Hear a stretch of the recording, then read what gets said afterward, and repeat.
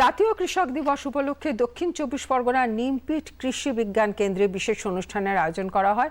সুন্দরবন এলাকার কৃষকদের বর্তমান পরিস্থিতি এবং সমস্যার নানা দিক তুলে ধরা হয় অনুষ্ঠানে। লবণাক্ত মাটিতে উপযোগী ফসল চাষ, জৈব সার ব্যবহার এবং পরিবেশ বান্ধব কৃষি পদ্ধতির উপর গুরুত্ব আরোপ করেন কৃষি বিজ্ঞান কেন্দ্রের প্রধান বিজ্ঞানী চন্দন মণ্ডল।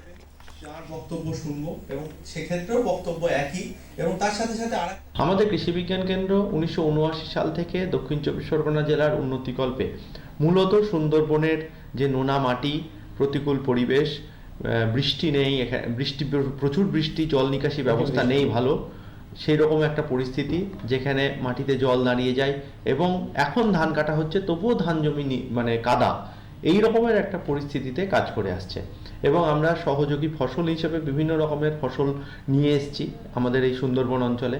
তার মধ্যে যেমন ধান পরবর্তী ফসল হিসাবে আগে এসছে তুলো, তারপরে এসছে সূর্যমুখী, এবং তুলো এবং সূর্যমুখী আজকে প্রচুর লোক চাষ করছেন আমাদের জেলাতে।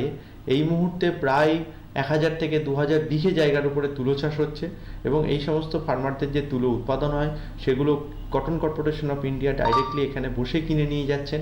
সূর্যমুখী চাষের এরিয়া বেড়েছে, 6000 হেক্টরের কাছাকাছি জমিতে সূর্যমুখী চাষ হচ্ছে। আজকে মূলত সেগুলো নিয়ে সেগুলো সমস্ত কিছু নিয়ে আজকে আলোচনা হলো।